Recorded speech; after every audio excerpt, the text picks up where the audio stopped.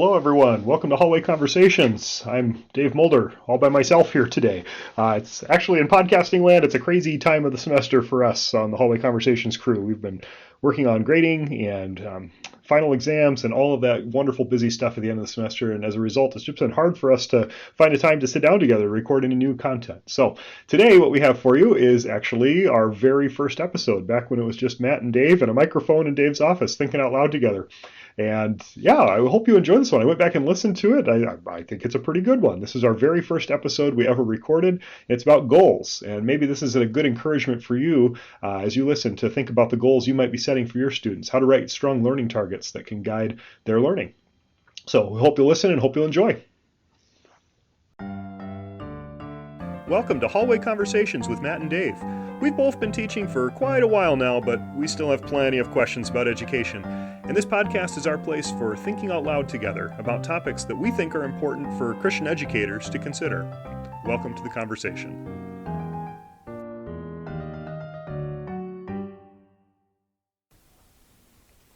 I'm Dave Mulder. And I'm Matt Beamers. And welcome to the podcast. We're glad to have you joining us on our Hallway Conversations. And I feel like we should explain that a little bit, Matt. This is kind of how we got started with this idea of a podcast. Yeah, this is actually how I think I got to know you, or I began we began our relationship is that we would cross paths in the hallway, and one of us had a question that often began with, I wonder, or have you ever thought about, or what do you think about, or I've noticed this. Did you ever have that as a teacher? And a half an hour later, we would still be talking about that topic, right, or it would spiral into someone else. And it always seemed to happen in the hall. So the way that we're going to structure this podcast is we're always going to have a theme for each episode, and then one of us is going to bring a question for us to talk about. And we have not talked about this ahead of time. That's the joy and the terror of this. So I am scared like crazy. Yeah. Okay. So our topic for today's episode is goals, and I'm the one who came with the question this time. So Matt, I'm going to ask you the question. I'd just love to hear your gut reaction in response to this. Okay. So my question is, how much should we focus on goals in education?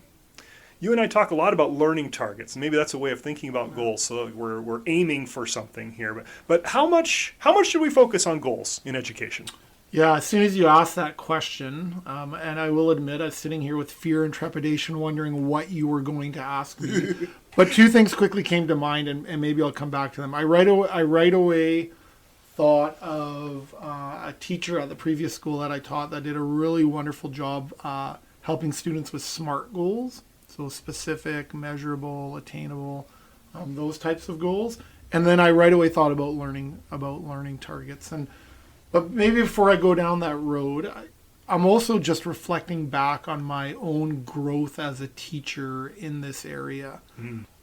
If I go back to the beginning of my teaching career, when there was definitely lots of room for growth, and there's still lots of room for growth. We're all on a growth curve somewhere. Totally. It's generally, for Matt Beamers, it's a pretty steep curve, but I would say that when I started out that I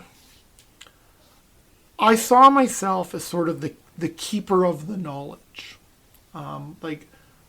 I had the knowledge, and it was my job to discern what to dispense, when to dispense it, how to dispense it. And I sort of, in my mind, and it definitely did not always go like this, but in my mind, I saw a 45 or 55 minute class as leading students through a short story. I'm a recovering high school English teacher.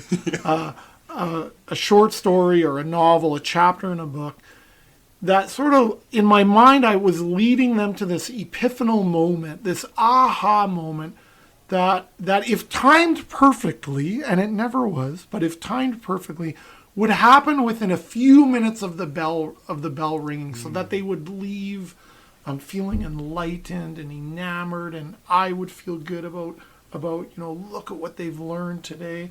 Well, there was many problems with that. I had no idea if they were learning what I wanted them to learn, and I had no idea if they actually knew what I wanted them to learn. Right. They left with something, but I had no idea they might have been focusing on completely something different.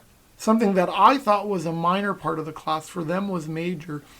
And so there was literally no follow-up. There was no, because it wasn't clear to them. It was quite foggy, actually. Like, I felt good about it because I knew what I knew. Mm-hmm. And I sort of assumed that they knew what I knew. And I sort of assumed that they knew what I knew they wanted to know. Like, right. If that makes sense. Like that it's like, well, how do you not know what I want you to know today? Like, I've made it clear, haven't I? Except I had no idea if I made it clear or not. So, So I would say when I think about goals, when I think about this teacher that I taught with in teaching SMART goals and how to set goals, and if I think about the gift of learning targets, I just feel like it was just foggy in the class. They were literally driving down this road in the fog, and I'd hope they'd come out at the other end, kind of into the clearing, having a deeper understanding, and yet having no idea if they had that understanding or not. And so if I think about learning targets, when done well, it makes it clear to students. And this is where I failed, I think. And I hope I've gotten better, and tons of room for growth. As we said, it sort of is, hey, it makes clear what we're going to learn. I think it has potential to make clear like how we're going to learn it. And I think most importantly, maybe that's not the right word, it also says to students, here's how you're going to demonstrate your learning. Oh, right. Right? And so, I think that was a big piece that was missing is they would leave with their learning. Like they would literally walk out the room with their learning. And how they would demonstrate it would be, a typical end of unit test, maybe a reading quiz, those traditional assessment methods that we used when we started teaching. But I had no idea in that moment, like what about at the end of this class? Like, and whether those were formal or informal assessments, there was not much opportunity to demonstrate their learning. So I just see learning targets as being so essential for students and actually for teachers. So if I can ask a follow-up question on this one. When you think about writing a really strong learning target, what's going to make it a better learning target? For some people listening, this might be the first time they're encountering that idea of a learning target. So learning targets, for people who aren't familiar with learning targets, they often begin with the I can statement, right? I can, whatever the learning target, like what's the goal of the class, right? And so I think when I started with learning targets, so let me backtrack again. I have a good friend, Daryl, who's the person I blame, for lack of a better word, for introducing me to learning targets. And Daryl is a really important person in my life, has helped me grow professionally in so many ways. And when he brought these learning targets, he's the kind of guy that will show you learning targets like, hey, like, have you ever thought about using these? And I do get it. When Daryl asks questions, I do sometimes stand there with fear and trepidation, because it often is going to push me to be a better teacher. And that can be nerve-wracking sometimes. But when he brought learning targets in front of me, I can remember, quite honestly, Dave, being really resistant to it. I actually remember being actually quite grumpy about it, because I had sort of this routine now, my protocols, I knew how I wanted a class to go. And even though it didn't always go that way, it was sort of like, hey, I was comfortable with it. Right. And Daryl always made me feel uncomfortable. And so when he brought these learning targets, it was one of the more uncomfortable moments in my teaching career, quite honestly. Because it didn't take me long, and this is why it was unsettling and made me grumpy. It didn't take me long to realize that if we were going to do this, it would mean I would have to reevaluate everything. And I know that's a huge word, almost everything about pedagogy, instruction, student learning. And that's hard to do after 20 years of teaching. Like, your identity's wrapped up into it. Like I know how to conduct the symphony. Right, and now you're changing all the instruments, you're bringing in, like, it was so unsettling. And I think one of the reasons it was so unsettling too is because as as soon as we talked about it and I thought about it, it didn't take me long to realize that this was a good idea, right? I wish it would have been, like in hindsight, Yep. in the moment, I wish it would have been a terrible idea because I could have gone on with my teaching in my life.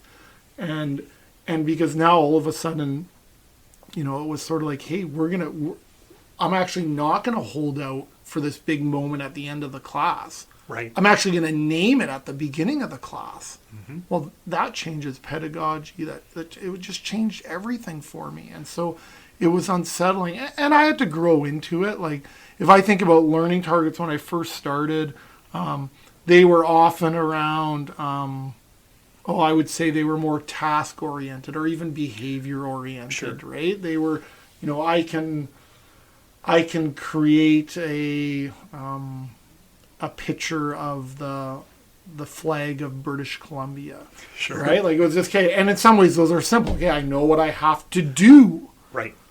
But as I grew into it, and Daryl pushed me in this, was sort of like, but what's the learning? Like, what's the deeper learning, right? And so, going from creating a flag or a poster about an animal, that's whatever, a grizzly bear or an orca whale, to move from that towards, I can describe the ideal habitat for an orca or a grizzly bear, or I can analyze the eating habits or any of that. It made it really clear to students, and I think in looking back, I wonder, and this is just a wonder, Dave, I wonder about not having clear goals, whatever we would have called them back in the day. I wonder if that was nerve-wracking at times for students. Like, I'm thinking about students. There are students who, and now maybe overthinking, but maybe not. There are many students who are coming from chaotic lives. Just being a teenager can be chaotic, sure. Right? Yeah. It's just a chaotic time in life. To come into a classroom, to not know what's going to happen or what I'm supposed to learn, I wondered even if that was unsettling for students. Sure. Well, I'll point the finger at myself. As a student, that's me. Like, yeah. I like to know what's going to be asked of me, what's going to be demanded of me when I come in to the classroom. And so that's maybe a way of caring for students in that sense then, to provide a learning target. Yeah. Yeah, no, that's interesting to think about, right? Is to think about how making goals clear for students might be this, in its own way, an act of hospitality. Yeah. Right? I like that idea of, I know, I can use an example. I'll give you an example, non-school related, but how this, for me, when I go visit or even go to my own church, I'm right away looking for some sort of liturgy, handout. Like, I want to know what to expect. Mm-hmm. It's unsettling for me to kind of walk into a space, and I need to learn to do that better. But it is, even now in my life, unsettling to walk into a space where I'm not totally known, and okay, what's going to happen? And so now I guess I'm relating that to students, right? Who might be walking into our classrooms with a feeling of unsettledness, which might have nothing to do with our classroom, actually. No, right, and quite often it doesn't. There's just things happening in their lives that are causing anxiety, and even so I almost wonder then, to walk for some students, to walk into a classroom, to walk into Dave Mulder's classroom and say, here's the learning targets. Here's my hope for you in your learning. That for some students, that might actually allow them to exhale a little. Okay, I've seen this in younger classes. Thinking of a good friend of mine, Ashley, who taught grade 3. She always had the shape of the day on the board, and you could see from the moment students walked in, basically, the shape of the day. Here's when you're going to go here. Here's when you go here. Here's when your lunch is. And there was times I was like, that's really methodical. But the more I thought about the shape of the day, I thought, man, like, for some students, this might be the only place where they can imagine the next 6 hours and they can breathe easier. So to come back to your question, Dave, it's interesting to think about, is it possible that learning targets and goals might be an act of hospitality? I've never thought of that before, of connecting them. And maybe I'm reaching too far, but I like the idea, though. I don't think that's too far of a reach, though, Matt. And as you were telling that story, like the shape of the day, I'm thinking about that quote from Brene Brown, that clear is kind. Yes. Clear is kind, right? And for us, like maybe that's a way of expressing our care and our compassion for our students, that we really deeply care for them. Like I want my students to know that I'm a kind person. I'm going to treat them with kindness. Yeah. And so maybe that kind of clarity is a way of expressing that kindness. And as you say, hospitality, right? Welcoming them into this space, that this is a place for them. It is not just my space that you can come into, but this is for them. Yeah. And first of all, we all need a little more Brene Brown in our life. So let's just say that. But I love that line. I love that line of clear is kind, right? I also think learning targets has the potential to also help us as teachers. Like it's not just for students, right? I think it has to help us. I guess I'm thinking about, like if I think about the target as kind of the end goal, then how do I plan backwards, even in terms of my pedagogy and my instruction? Right. Those types of things. And, thinking about having no goals and no targets, what's my pedagogy look like? Like, how do I know what pedagogy this might allow me to get there if I don't even totally know where I'm going? Or I know where I'm going in my mind, but I'm not sharing that with anyone. So I guess I'm even thinking about that in terms of my own instruction. Like, learning targets will hopefully make the learning clear for students, but maybe potentially for teachers, it will also make the pedagogy more clear, and it allows them to be maybe even more imaginative in that, because now I know where I want to end. How many different ways can I get there, and how can I imagine that? As you're saying that, I'm thinking, like, I've always liked to imagine myself to be a responsive teacher, right? I want to respond to what my students need. And that's some of the pushback that I felt initially when I started working with learning targets in my own practice. Like, well, how am I going to respond to what's his? Now I'm like writing this I can statement on the board, and now I'm locked into that. And how do I actually respond to what students need in the moment? But I'm reflecting more on that. And what I found through practice is I think it actually makes it clearer for me to respond to what students need. By having that learning target written on the board, now I know, like, if they're not getting this, then I can respond in the moment to them. How am I going to change my teaching practice? Like you say, realigning our pedagogy to those targets to ensure that they hit the target.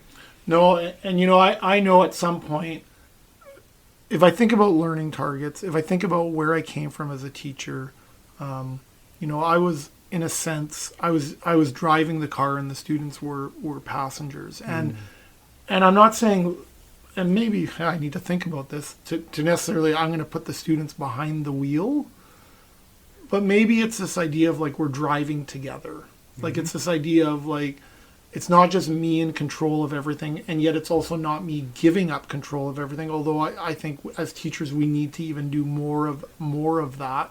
I feel like, in my mind, when students know what the learning target is and it's made clear to them, I think it also allows them to be more vulnerable, I would hope, and I know there's other variables that contribute to this, but allow them to be more vulnerable at the end of a class.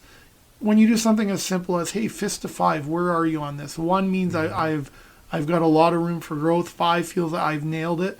When they actually know what they're supposed to learn, and you make that clear, and in a sense you're vulnerable with them about that, does it allow them to be vulnerable where they're at? And like you say, like you're such a responsive teacher, then it allows you to know where and how to respond.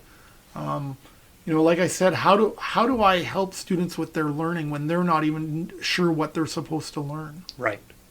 It's fascinating to see different places we go. We think about setting goals, and we wind up talking about teaching hospitably and welcoming our students in and making things clear to be kind for them. Well, and Dave, this is how our conversations often go. It's so true, brother. Right?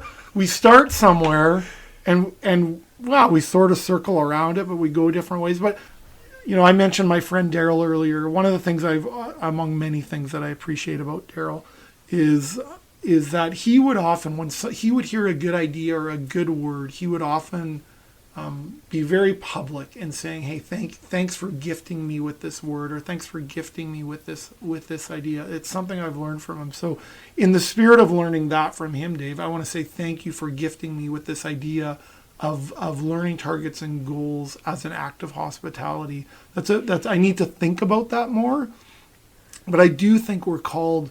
If we think about what does it mean to teach Christianly, like I think hospitality is a significant part of that. And if I think about that for myself, again, when I started teaching, I was really tight-fisted with my knowledge, with my goals. I wanted to hold those things to myself. And you've given me more motivation to be more open-handed with those things, including being more open-handed and generous with sharing goals and learning targets, not just for the sake of student learning, but so that they can feel safe in our classrooms. Well, thanks for joining us on this hallway conversation. It's good for us to be ourselves here with you. Thanks for listening. Thanks, everyone. This podcast was quite literally dreamed up by Matt and Dave during one of their hallway conversations. Our music was created by Ethan Mulder. Hallway Conversations is an independent podcast created and produced by Dave Mulder and Matt Beamers. Thanks for listening.